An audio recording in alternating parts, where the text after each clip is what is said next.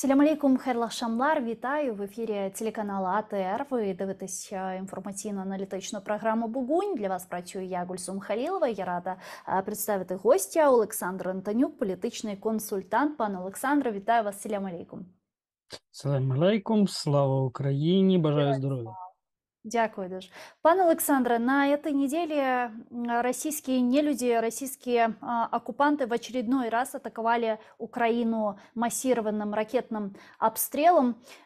Порядка 80 ракет они выпустили по Украине, и зачастую они били по энергетической и по гражданской инфраструктуре нашей страны. По факту они потратили там на ракетный обстрел, который произошел 9 марта, почти 500 миллионов долларов. Это чуть ли не годовой бюджет какого-то российского региона.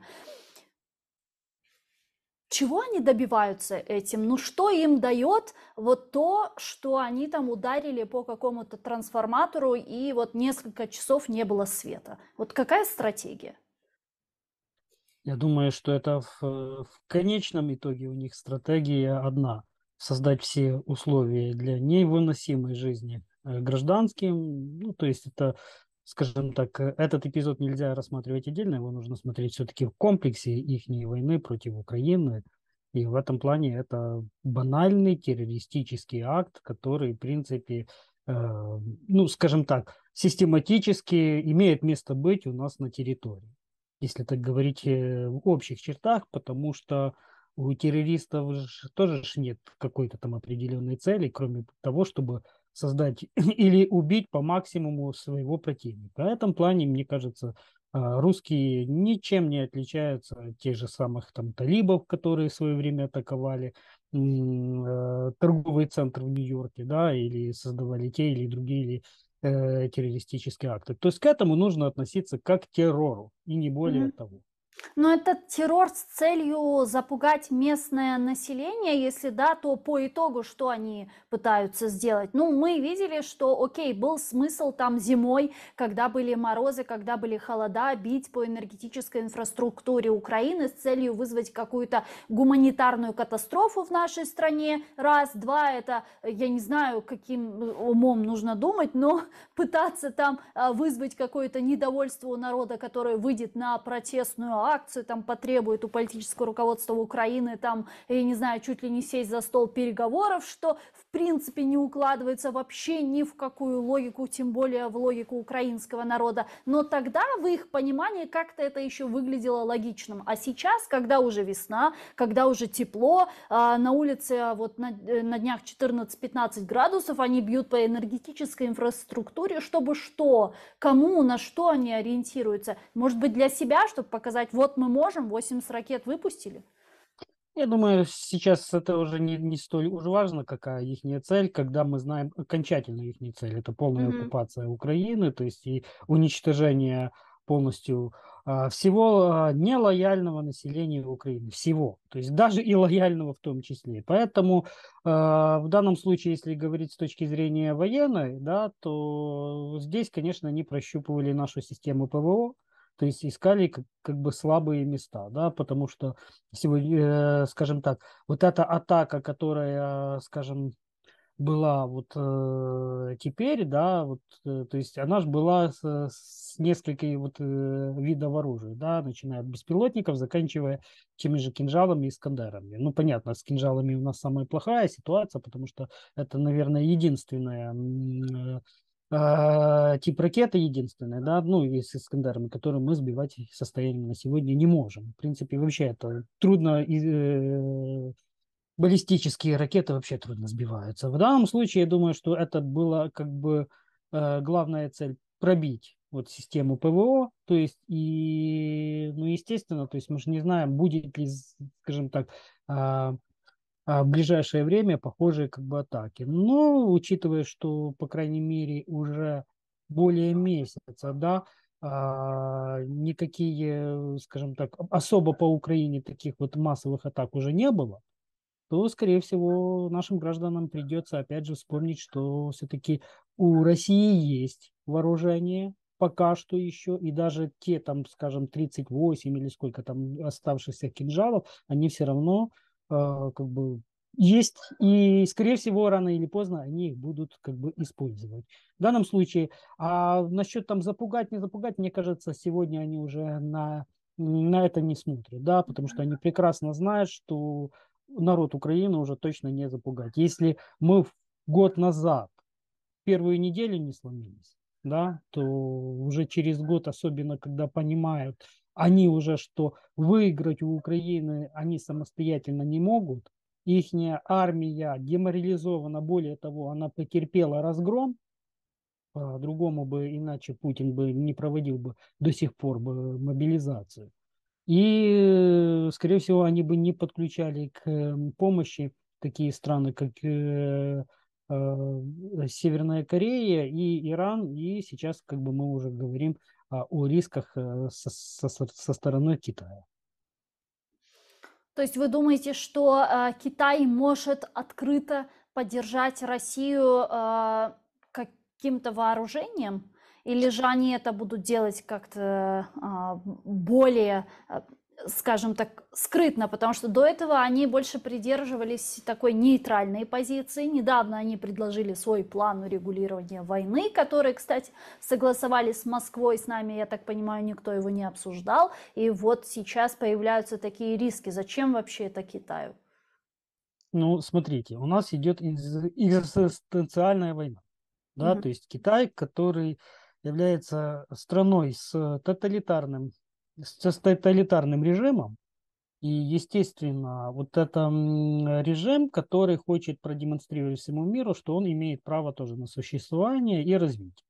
То есть вот и Россия, и Китай, и Иран, и Северная Корея, и оккупированная Беларусь. Это все страны сегодня с тоталитарным режимом. То есть давайте называть это сегодня как коалиция зла. Или как коалиция диктатуры, или Клуб коалиция... диктаторов. Ну. Да, да, да. И, естественно, с точки зрения именно этого подхода, Китай, конечно, очень не заинтересован в проигрыше Российской Федерации. Ну, очень. Это не входит в их стратегические планы, потому что отдельным вопросом нужно отставить Тайвань, но мы же говорим о переразделе мира.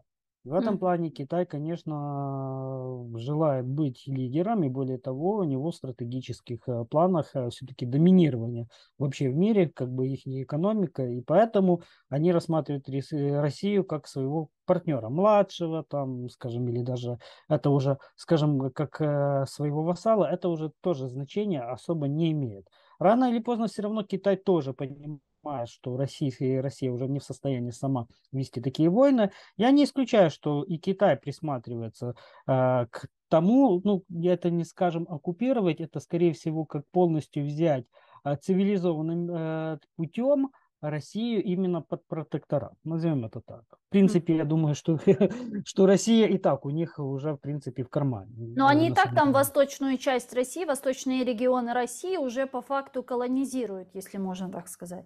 Да, это абсолютно. Ну, остается еще потом Кремль и Но в по таком существу. случае логично, что распад России, наоборот, может пойти на руку Китаю, те сразу тебе себе заберут там какие-то восточные части, которые Это признаны. если рассматривать с точки зрения, что Китай интересует исключительно территорией. Но Китай это, скорее всего, все-таки нужно их рассматривать как цивилизация. И у них чуть-чуть по-другому подход. То есть это все-таки нужно общаться с людьми, которые больше, чем я, разбираются именно в китайском психологии. Но там они мыслят и вообще ориентируются совсем по-другому, не так, как мы привыкли, да, жить в цивилизованном мире демократическом. Поэтому Китай мыслит, вот условно, если иметь у себя, назовем это так, дочка, ну, страна, которая имеет, опять же, ядерную триаду, которая имеет там, свое правительство и так далее, просто, грубо говоря, иметь ее как колонию. Ну, мне кажется, это очень даже и неплохо для Китая, особенно если учитывать, что Китай заинтересован в том ядерном зонтике, который может сегодня дать Россия. Все-таки, ну, опять же, в мире есть только две страны с равнозначным ядерным потенциалом. Это Соединенные Штаты Америки и Россия. В Мгм. этом плане Китай, конечно, смотрит более стратегически. Если мы возвращаемся к вопросу помощи в вооружении, то давайте так. Она может быть не так, как напрямую, как возможность помочь России запустить военную промышленность. То есть схемами, используя разные страны, такие как Беларусь, такие как Казахстан, как страны прокладки для того, чтобы передавать санкционные товары или товары двойного значения России, ну, имею в виду чипы.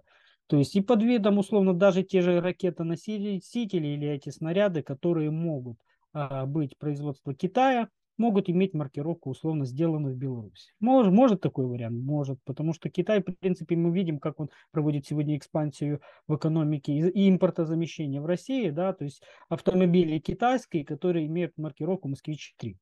Ну, вот вам, в принципе, вот такой подход. Да, Поэтому такая исключать такую... маскированная поддержка, в общем. Мгм. Да, поэтому исключать такой поддержки я бы сегодня не стал, учитывая все-таки, что Китай смотрит на несколько десятилетий вперед, а не на, там, на год, на два, на три. То есть вот это главный такой момент. А учитывая, что у них с Россией совпадают, условно, опять же, вот какой вариант? Затянуть войну до 25 года – это тоже их тактическая цель. А почему до Почему? 25-го? Объясню. Потому что 24-го – это год выборов. Мгм. Теоретически у нас бы должны были быть выборы, но если у нас будет война, понятно, о выборах говорить не приходится. Но выборы будут в Соединенных Штатах Америки. И в России очень надеются на кандидатство Дональда Трампа. Ага. А учитывая, насколько Трамп, да, четко говорит по существу в унисон с Россией, поскольку, да, то есть говорит о легитимизации оккупированных территорий, да, то есть, ну, по существу он на Fox News, вообще Fox News мне все чаще и чаще напоминает, то есть, такое ощущение, что это Russia Today на самом-то деле, да, Но ведь от и кандидации от президентства Трампа мы меньше сопротивляться не станем, или речь идет о наложении вето на ленд-лиз, например?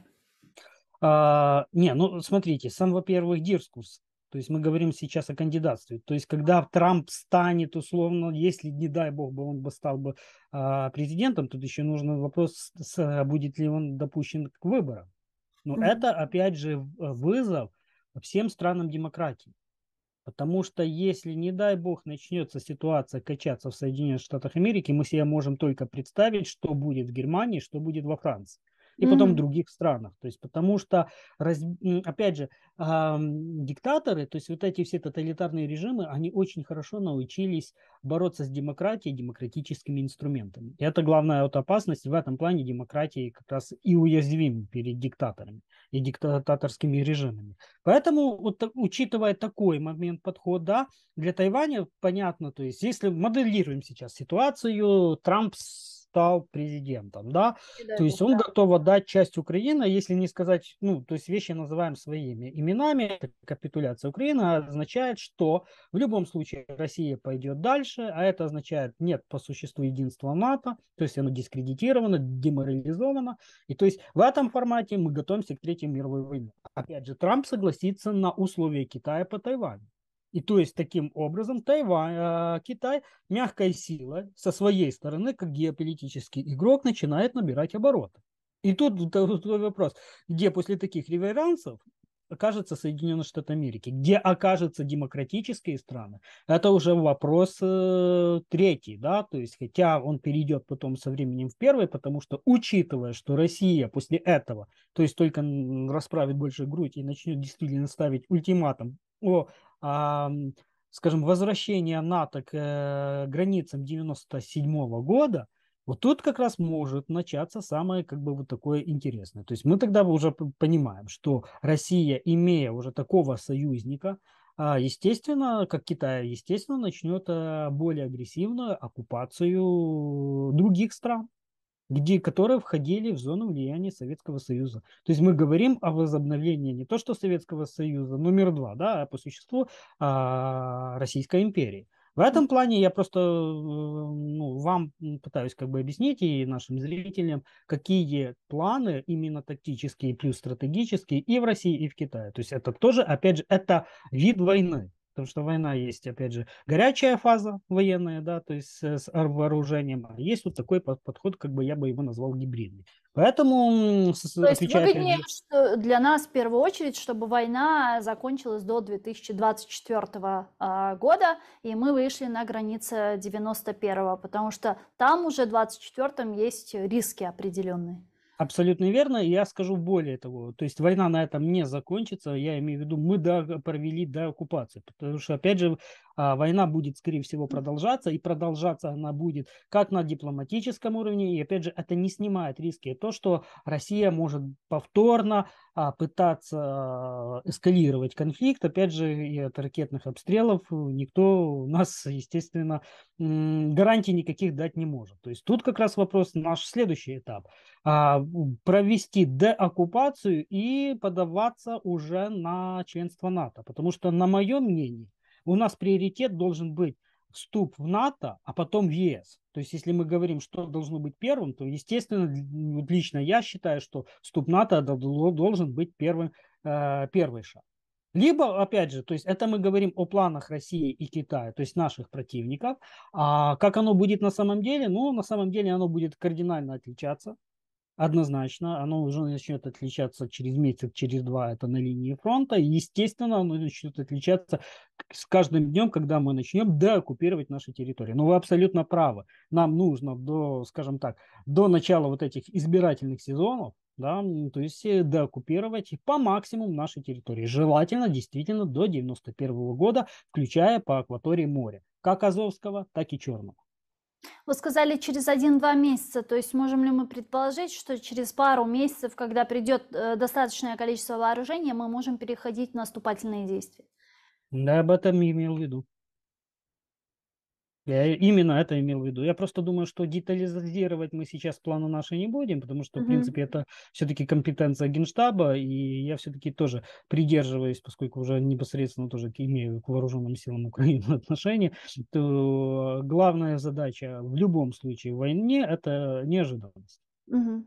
Пане Олександре, а как вы сейчас оцениваете ситуацию на фронте? Как на Восточном, так и на Южном фронте, где мы видим, что Россия там, ну, чаще задействует ракетные обстрелы, зачастую по правому берегу Херсонской области. Мы видим, как на Донбассе сейчас самые жестокие кровавые бои идут в направлениях Бахмута, Вугледара, Марьинки. Какая сейчас там ситуация по вашим наблюдениям? Насколько там ситуация тяжелая?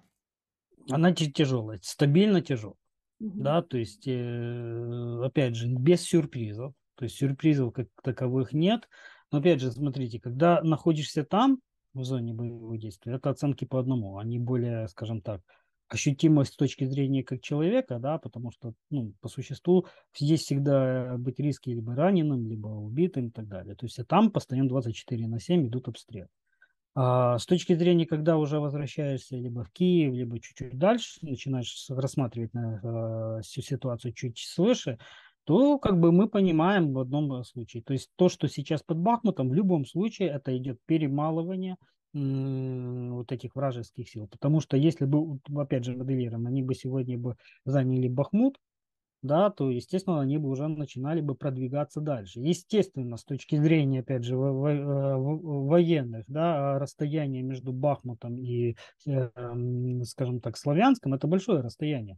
Но тем не менее, да, то есть все равно это уже новые силы, это, опять же, те же силы, которые сейчас там используются, они будут делать прорыв, опять же, на другие населенные пункты. То с точки зрения, что до сих пор они не могут взять Бахмут, то опять же можем сказать, что вооруженные силы Украины, да, большой ценой, да, потерями, да, очень большими истощениями удерживает вот эти позиции, чем опять же деморализирует и утилизирует силы противника. Это главный как бы такой момент.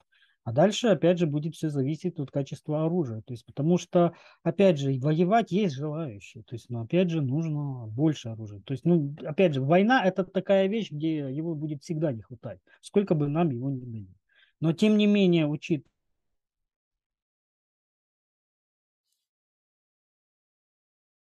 потепление, естественно, что контрнаступления будут потом более, как с их стороны, так и с нашей стороны, естественно, будут в активной фазе. Но опять же, учитывая, что у нас оружие с каждым разом стает более современное, да, более точное, а у них как бы с этим все больше и больше проблем, то, естественно, железо у нас, я думаю, будет качественное. Естественно, у нас этих возможностей будет, опять же, больше. И я уже молчу о мотивации, потому что, в принципе, мы же не идем захватывать чужие территории, мы идем отбивать наши территории. Первый момент. Второй момент. А, Мое ощущение, мнение. С потеплением ситуация там именно в Бахмуте будет очень тяжелая, даже с точки зрения эпидемии. Мгм. Потому что то количество убитых русских, которые там сегодня не убрано, ну, естественно, чем более будет идти, ну, потепление, тем больше это будет влиять на вот эту ситуацию. Ну, это действительно очень опасно для здоровья людей и для местных жителей. Местных там осталось так уж и много, и по моим наблюдениям, даже вот эти, ну, опять же, я считаю, что их нужно вывозить насильственным путем. М. То есть это я уже говорю целый год, потому что я говорю это с точки зрения не только о сохранении жизни о сохранении и безопасности наших военнослужащих. Потому что не секрет, что среди местных есть те, которые ждут вот эту русский мир, ну, то есть, или те, которые могут попасть под статью коллаборантов. Когда вы на боевых действий, поверьте, они, хотя и все равно опасно, но они менее опасны, чем, скажем, вот опять же, под Краматорском был случай, то есть у нас была база, и, скажем так, ну, местные сдали, то есть и вот буквально через несколько часов там были прилет. Даже с точки зрения я считаю, что там, где является нуль, первое не оборот, даже второе место делать нечего. Мгм.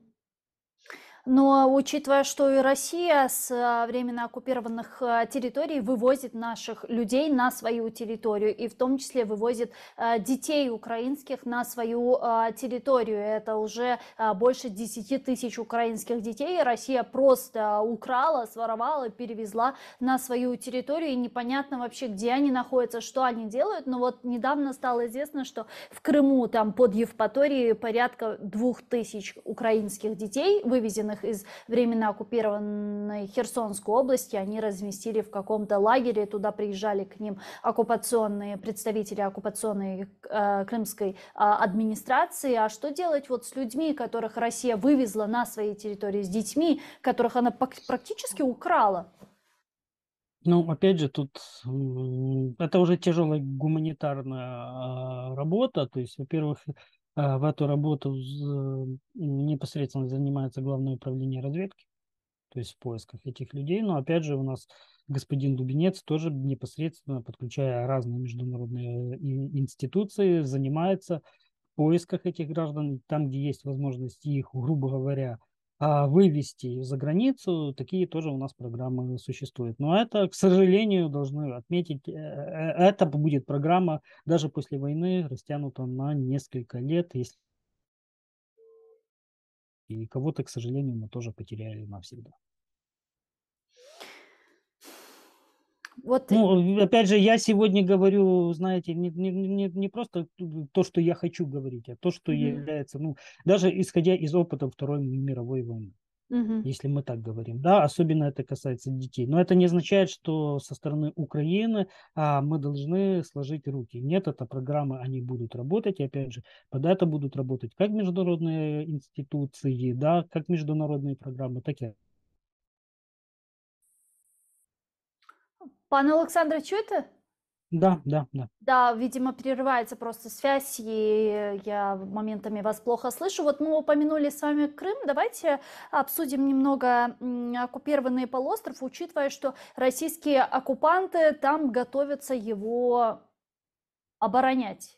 они на западном и на северном побережье полуострова строят фортификационные сооружения, они там роют окопы, даже нанимают людей местных, там платят им по 1700 рублей, чтобы те приходили помогать и рыть эти окопы, привозят, кстати, инженерные подразделения из Российской Федерации туда, завозят в Крым, чтобы те тоже готовились к обороне полуострова, там вместе строили какие-то сооружения и так далее. И мне просто интересно, то есть если они роют окопы и строят фортификационные сооружения на западном и на северном побережье полуострова, то есть к чему они готовятся? Они готовятся к тому, что Украина собирается высаживать десант или там кораблями подплывать к полуострову.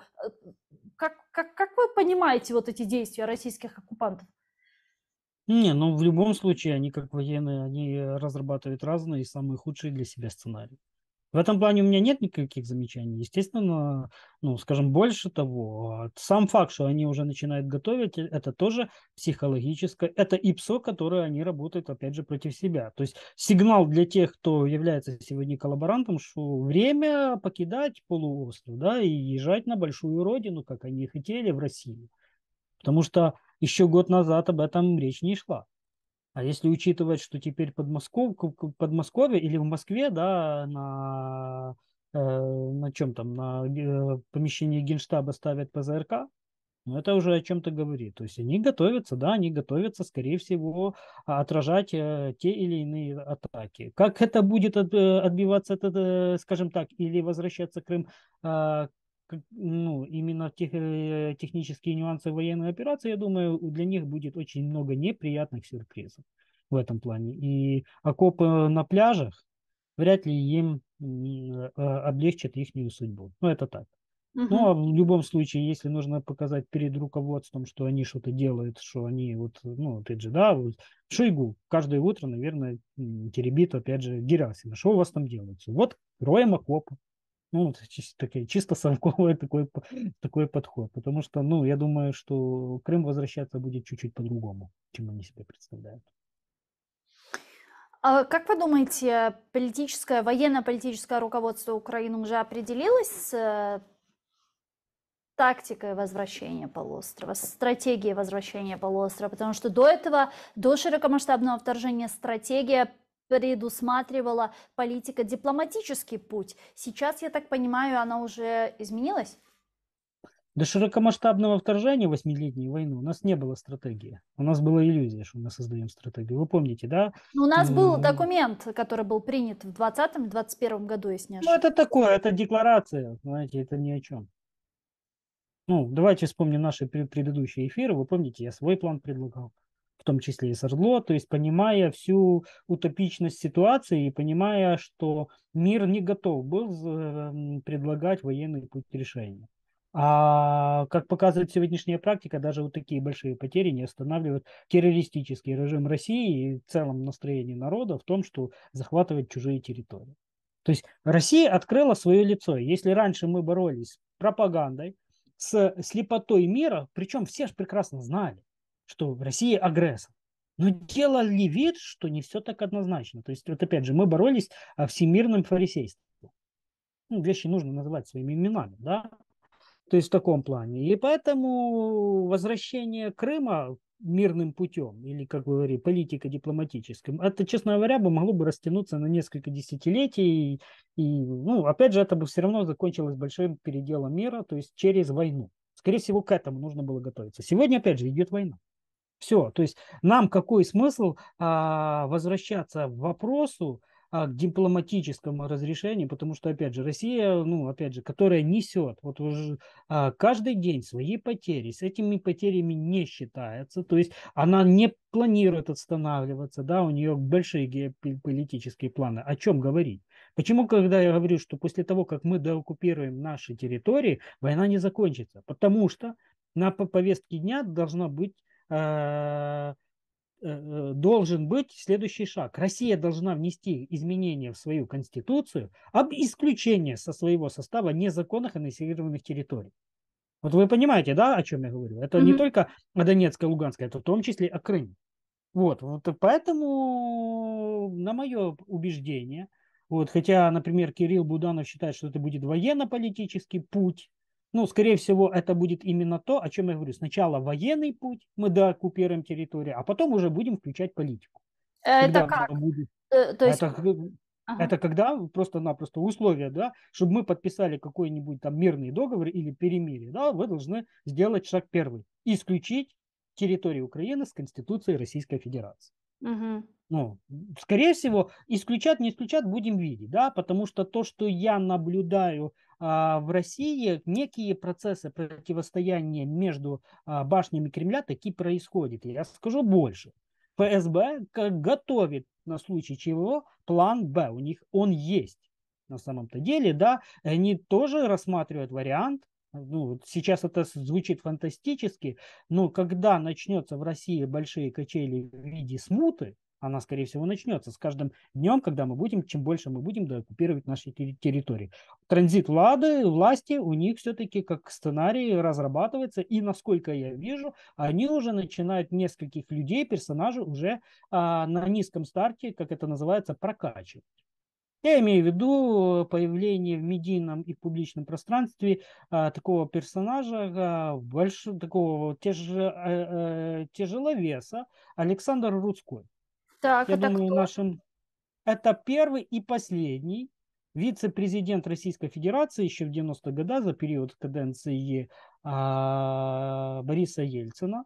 Человеку 75 лет, но если внимательно увидеть на нескольких YouTube-каналах, которые курируются Федеральной службой безопасности Российской Федерации, о чем он говорит, и опять же его статус, его в России очень хорошо знают и помнят, к нему нет претензий ни со стороны даже нам, хотя мы ему не доверяем, к нему нет претензий со стороны Запада. И если мы говорим, что мы все-таки рассматриваем Россию, ну, скажем так, мы понимаем всю их тупость, да, в геополитике, но недооценивать их нельзя, особенно если учитывать именно школу ФСБ, которые запускают разные там консервы, эти консервы как либеральных хороших русских, так и того человека, которого я назвал, и для того, чтобы удержать ситуацию в России, чтобы она именно не распалась, я вполне допускаю вариант, что даже Александр Рудской, возможно, опять же, это мои... Такой э, промежуточный президент, что ли? да, да, это как в свое время был Ельцин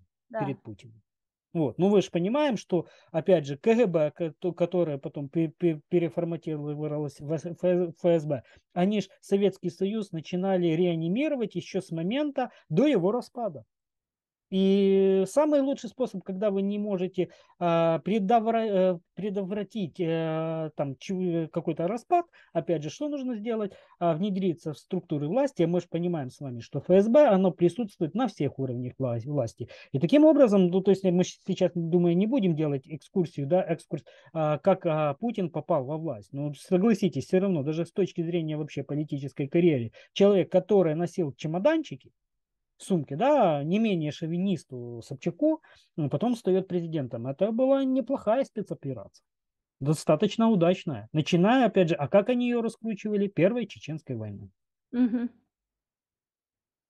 Вот Но вы если сказали, вы... да, вы сказали, что уже сейчас наблюдаются какие-то там Да, трансформации внутриполитической ситуации в России, какие-то там разногласия среди башен Кремля. А в чем это проявляется? Можем ли мы говорить о том, что вот этот вот скандал, вот это вот недопонимание и постоянные претензии со стороны Пригожина к командованию, генералитету России могут еще более серьезно иметь развитие в дальнейшем? да, это оно так и есть. Просто его оценивать нужно с разных углов, да, то есть, потому что у нас в большинстве, опять же, смотрит как лобовую атаку, а я смотрю в комплексе. Потому что после а, поражения России в этой войне с Украиной, вы же понимаете, полетят в голову кому? Генералитету. ФСБ должно сохраниться. Вот сейчас то, что я говорю, оно выглядит как конспирология, но Россия именно та страна, которая именно работает по формулам конспирологии. Но это Поэтому, даже, пана Александра, это не совсем конспирология, потому что даже да, Литвиненко писал о том, что ФСБ с российским ГРУ постоянно находятся в конфронтации, и они всегда в конфронтации, конфронтации, да, даже при Чеченской войне. да. И поэтому, естественно, что Пригожина, давайте говорить, опустили, причем и по уровню, и по доверию, и по статусу. Если он еще на осень, в принципе, он был среди тех, кто раскачал ситуацию, и, ну, скажем, у них с ФСБшниками получилось поставить на генерального штабиста вот этого Суровикина, потом Минобороны возвратила Герасимова. То есть вы же понимаете, это уже политические игры. И где сегодня Пригожин? Да? Минобороны начинает заходить на кухню Пригожина и сама уже мобилизировать зэков в русскую армию. Уже не в ЧВК, Вагнер, да, а именно они уже начинают даже по ресурсам конкурировать. Поэтому, естественно, такой момент нужно рассматривать. Когда я говорю о смуте в России, и если мы говорим даже о качелях параду суверенитетов, мы должны понимать, что это не демократические парады или желания русского народа или народа России, да, то есть и малых народов отсоединиться от России. Это будут как раз разборки тех, у кого еще будут на тот момент деньги, плюс оружие. А мы с вами понимаем, что то есть на Вагнере это все не заканчивается. Их уже есть несколько десятков. Поэтому история у них, конечно, вот гражданские войны именно начнут и ЧВКшники, ФСБшники и вооруженные силы, плюс Нацгвардия. Мгм. Так вот, если учитывать, что какой замес готовится между вот этими всеми скажем, группировками, начиная от официальных и ЧВКшных, естественно, ФСБ уже это понимая, я думаю, они и раньше такие планы готовили, они запустили параллельные линии, где даже среди пропагандистов, даже таких как Марков, который ходит на эти YouTube-каналы, которые озвучивают достаточно рациональные вещи, те, которые они не озвучивают на федеральных каналах и на международных каналах, таких как Аль-Джазира. Причем они говорят это открытую. Там достаточно неплохая аналитика. И тоже позиционирование Гиркина-Стрелкова тоже наталкивает на несколько мыслей. Причем, чтобы вы понимали, Гиркин-Стрелков будет возглавлять или присутствовать на настроении, которые будут отвечать за реваншизм, а иллюзию, скажем так, осмысления или демократизации России будут подавать вот такие, как Александр Рудской. Ну, и я все-таки предполагаю, среди них будут и либеральные политики, которые сегодня себя позиционируют как хорошие русские. А такие есть вообще? Это, я думаю, что это философский, конечно, вопрос. Что значит хороший русский? Он есть вообще такое, в принципе, в природе? Если внимательно послушать Александра Глебовича Невзорова, то он исключает такого вид русского. Мгм. В нашем понимании хороший русский – это 200-й русский. А да, это было хорошо. Пане Олександре, а вот такой вопрос по поводу там башен Кремля, по поводу политического руководства России, возможной смены и так далее. А как вы думаете, вот на момент, когда мы уже выйдем на границы 91 года, какова вероятность того, что путинский режим еще может быть сохранен? Или это уже все, король голый? Возможность такая, вероятность такая есть. Я рекомендую внимательно послушать Виталия Портникова. Опять же, будет зависеть от того, насколько экономически и вообще будет поддерживать Китай. Тут уже много будет зависеть именно от Китая. Но какой-то период режим Путина однозначно, мы имеем в виду не режим Путина, а именно Путина, он все-таки удерживаться. Да, возможности такие есть все-таки, потому что и вопросы его безопасности, опять же, он занимается сам лично. И тут будет, опять же, все смотреться и, как вам сказать, насколько ситуация смуты именно в России, она будет на высоком уровне. Чем выше уровень смуты, тем меньше шансов будет у Путина. Потому что Путин в этом плане напоминает нам сегодня Николая Первого, который, в принципе, довел Россию до ручки, до его распада.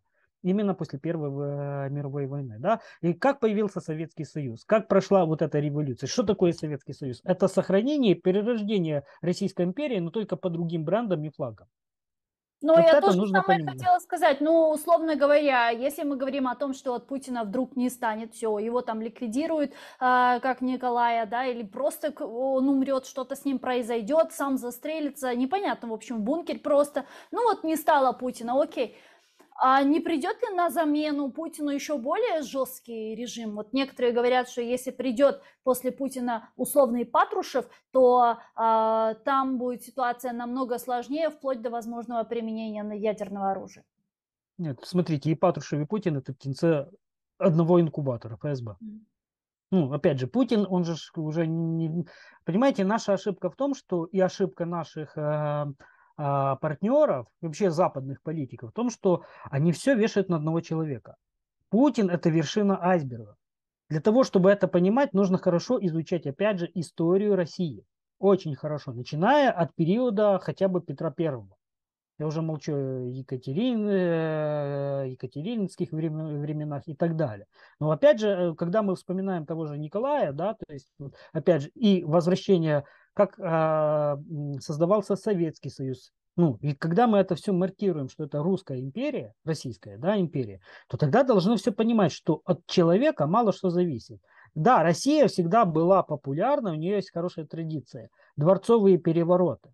Но скажите мне, пожалуйста, хотя бы один дворцовый переворот создал условия, когда Россия ставала, так как и другие страны, демократически и начинала развиваться, то есть идти вперед. Да? То есть это Не, если мы было даже только смотрим... хуже. Ну вот вам ответ. Ведь не зря же Поэтому Александр Герцен писал, что российское правительство это обратное проведение устраивает к лучшему не будущее, а прошлое. вот. Да. Поэтому то, что Россия попадает уже в условия изоляции на десятилетия, на не одно поколение, это уже факт, который состоялся. Теперь Мгм. второй момент, да, то есть почему я вспоминаю за Китаем, то есть насколько Китаю будет выгодно, чтобы Россия хотя бы создавала некую как бы конструкцию, которая позволит западным политикам о чем-то говорить. Это точно не о Патрушеве.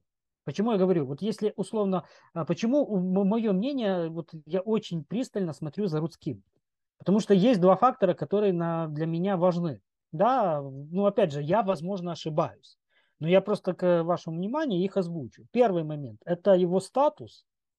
Да, и то есть будет ли Запад готов говорить с таким статусным человеком, если этот хотя бы под иллюзией выбора изберется. Причем его хорошо знают в России. Да, будут. Второй момент, ему 75 лет. То есть он долго во власти не будет. То есть Мгм. даже исходя из своих физических возможностей, да, хотя выглядит, поверьте, он достаточно крепыш такой, вот такой подкачанный, очень хорошо выглядит. Ну, ему даже 75 лет не дашь, да. Я для этого смотрел в Википедию, посмотреть, сколько ему лет. То есть Путину 70. И поверьте, Путин выглядит не лучше от этого, от Рудского. Поэтому взять вот такой перерыв, условно, там, на 5 лет, ну, к примеру, да, это может быть неплохая тактика. Вот. А дальше будет зависеть от того, насколько демократический мир перестанет играть политику двойных стандартов и адекватно реагировать даже на намеки на угрозы. Или мы начнем дальше играть, входить Украине в НАТО или не входить. Будем мы злить русского медведя или не будем. Будем мы злить китайскую панду или не будем. Да? То есть, потому что это Мгм. еще один вид, да?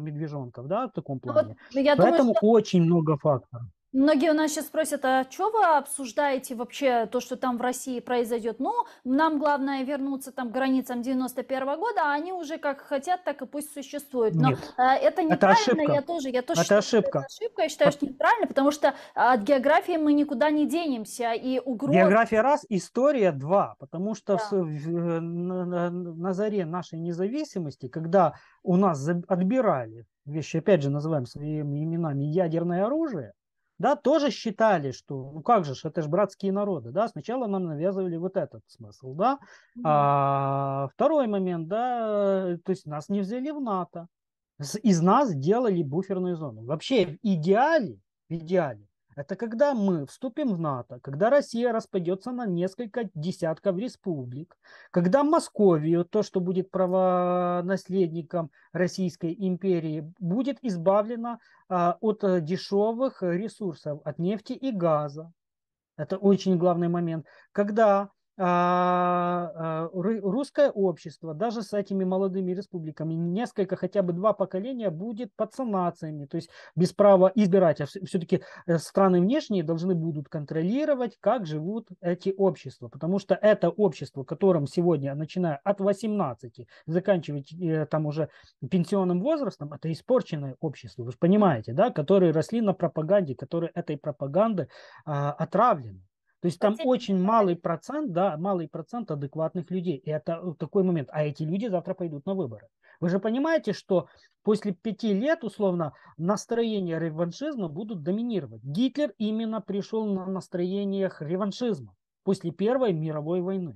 Для этого, опять же, нужно учить хорошо историю. Не только России, а вообще мировую историю, чтобы понимать, как вот эти все волнения, как вот эти все настроения поднимались. Поэтому да, нас интересует, что там творится, потому что, опять же, Россия, пока она является в таком, пока она ядерное государство, опять же, еще один главный критерий, это полностью демилитаризировать эти все территории, забирая вообще весь вид арсенала ядерного оружия, начиная от тактическое, заканчивая стратегическим. Это тоже один из главных критериев. Мгм. Тогда мы можем при таких условиях выдохнуть, возможно, даже навсегда выдохнуть. Пока этих ситуаций не, ну, не будет, да, даже наше членство в НАТО не позволит нам полностью выдохнуть, так, чтобы сказать, все, с этими войнами покончено раз и навсегда. Нет, Мгм. мы просто должны передать правильную историю нашим поколениям. И чем качественнее мы сделаем свои итоги подобьем, да, и подготовимся, тем проще будет потом нашим детям и внукам. То есть Они помимо не сделают. Помимо того, что мы деоккупируем свои территории, выходим на границы 91 года, восстанавливаем свой суверенитет и территориальную целостность, реинтегрируем все оккупированные территории обратно в Украину.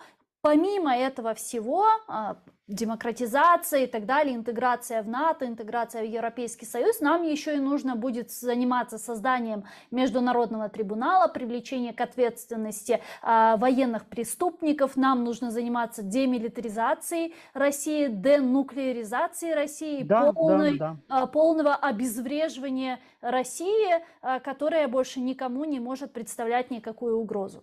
Да, абсолютно верно. Но опять же, у них есть союзник. Если бы они были сами по себе, этот вопрос был бы решаемый в обозримом будущем. Мы не знаем, какая позиция будет у Китая. Мгм. А после нашей деоккупации, поверьте мне, все опять же возвратятся, особенно Соединенные Штаты Америки, к вопросу Китая. Потому что до широкомасштабной войны все-таки в Белом доме, в Пентагоне самой главной угрозой считался Китай. Мгм. Сегодня, почему еще опять же Китаю выгодно сохранение вот этого режима России, да, потому что пока Россия играет роль бешеной собаки, взгляды от Китая чуть-чуть отошли в сторону. И это им позволяет вот, даже возобновлять свою экономику. Это уже политика, это уже геополитика, она цинична. И, А как вы думаете, нас в НАТО возьмут? да, однозначно. Ну, то есть уже не будет вот этого, давайте ПДЧ сначала 5 лет, потом Политика будет, стандартизация еще 10 лет. попытка нас сбить, конечно, будут, особенно у нас есть Венгрия, надежный партнер, ну, возможно, еще какие-то дискуссии, но с точки зрения рациональности и тех вложений, которые сегодня страны НАТО вкладывают в Украину, как финансовая поддержка, так и вооружением, то есть не взять Украину в НАТО, это просто выстрелить себе в голову. Мгм. Это я так грубо скажу, поэтому, да, ну, много будет зависеть от того, как мы смоделируем, как мы прокоммуницируем, но состояние на сегодня мы идем уверенно. И после того, когда большинство стран мира не давали нам возможности, не верили в том, что мы выстоим, они считали, что нас оккупируют за считанные дни, если не часы. А сегодня мы, опять же, прошел год, да, то есть и по существу мы не только выстояли, мы, давайте так, мы разгромили вторую армию мира. То есть и не взять после этого Украину в НАТО, ну нет, это будет очень плохо для самого НАТО. Это в конечном итоге понесет за ним раскол, потому что либо эти альянсы и демократические страны объединяются, потому что, опять же, на этом войны не закончатся в мире. Мгм. А учитывая наш опыт и опыт нашего гражданского населения, а плюс опыт наших вооруженных сил, ну, понимаете, сколько людей, опять же, цивильных, потом вернуться к этим цивильным, ну, там, делам и так далее, но это все равно уже война. Ну, не брать такую страну, ну, это еще раз, это, скорее всего, утопия. Поэтому в этом, даже исходя из этих простых, элементарных логических вещей, я считаю, что в НАТО нас возьмут. Дякую вам дуже, пане Олександре. Спасибо большое, что нашли время, подключились к нам в эфир и ответили на наши вопросы. До зустрічі. Дякую, До Оксана. зустрічі і до перемоги. Слава Україні! Героям слава! Олександр Антонюк, політичний консультант, був з нами на прямому зв'язку. Залишайтесь з першим кримсько-татарським. Коршкенджі Архадашнар.